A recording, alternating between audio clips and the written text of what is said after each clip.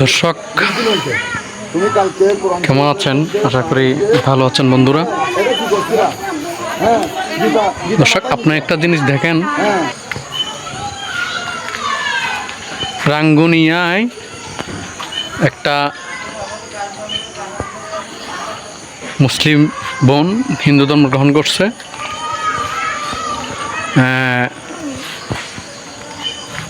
একটা প্রেমের ফাঁদে পড়ে, হিন্দু ছেলের প্রেমের ফাঁদে পড়ে একটা মুসলিম মেয়ে হিন্দু ধর্ম গ্রহণ করছে।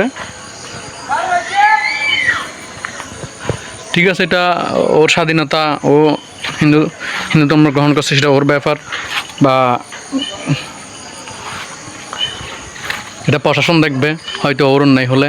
কিন্তু আপনি একটা জিনিস চিন্তা করেন,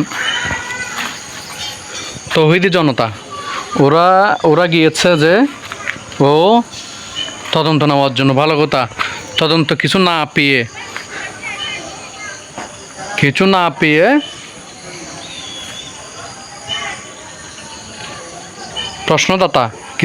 প্রশ্নদাতা বলতেছে কি, কোরআন শরীফ পায়ে ঠেলে গীতায় মাথায় দিয়ে ধর্মগ্রহণ করছে। আসলে হিন্দু ধর্মের এরকম কোনো নিয়ম নাই।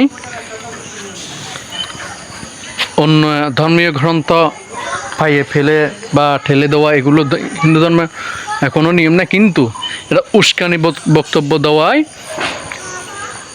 ওই না রেখে কোনো কিছু দিয়ে যখন পারতেছে না, তখন ওরা একটা ট্যাগ লাগাই দিছে। আসলে দেখুন, এই যে ছেলেটা বলছে হিন্দুরা কখনো এরকম করে বলতে পারবে না, এরকম করে কখনো বলতে পারবে না, কারণ ওরা সম্মান করে।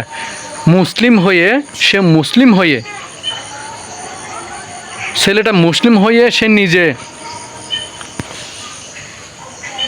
বক্তব্য দিচ্ছে যে কোরআন শরীফ ফাইয়ে ফেলছে। আসলে দেখেন ও কিন্তু মুসলিম, ও নিজে ধর্মটা, আপনি দেখুন ভিডিওটা দেখুন, ও নিজে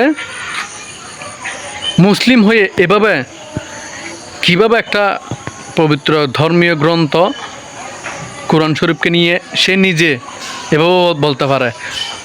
অন্য একটা মুসলিম তো এরকম বলতে পারবে না। কিন্তু এটা হচ্ছে উস্কানি দিয়ে ওকে কি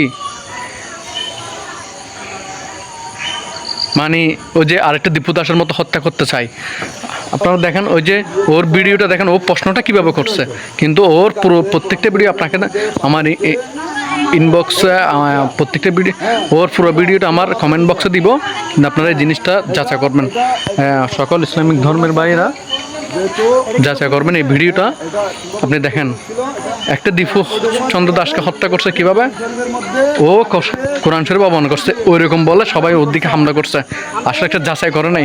আপনারা যে বিশ্বাস করেন ও এটা করছে, কিন্তু এটা করছে কিনা আপনার তদন্ত নেবেন না। ও বলছে কেন ও করবেন, ও পায়খানা করছে, ও পায়খানা করছে কিনা এটা যাচাই করবেন না। কিন্তু ও পায়খানা করছে কেন আপনার ওরকম হামলা করবেন। আসলে এটা ঠিক না। সুন্দর সম্প্রীতি একটা বাংলাদেশ, হিন্দু মুসলিম সবাই মিলেমিশে থাকে। কিন্তু এটা ওই ছেলে দোষ যদি হয়, ওই ছেলেটা যে প্রশ্ন করছে, ওই ছেলেটা ওই এরকম উচিত ছিল না। ও চাইলে একটা ভিডিও দেখাক, ও প্রত্যেকটা প্রমাণ দেখাক, এরকম বলছে মেয়েটার প্রমাণ দেখাক, ও দেখাতে পারবে না। তাহলে আপনারা একজন হিন্দু ধর্মের ছেলেকে স্বাধীনতাতে, ও একটা হিন্দু ধর্মের ছেলেকে ওর ধর্ম পালন করতে এবং ওর বসবাসের স্বাধীনতা আপনারা কেড়ে নেওয়ার অধিকার নাই।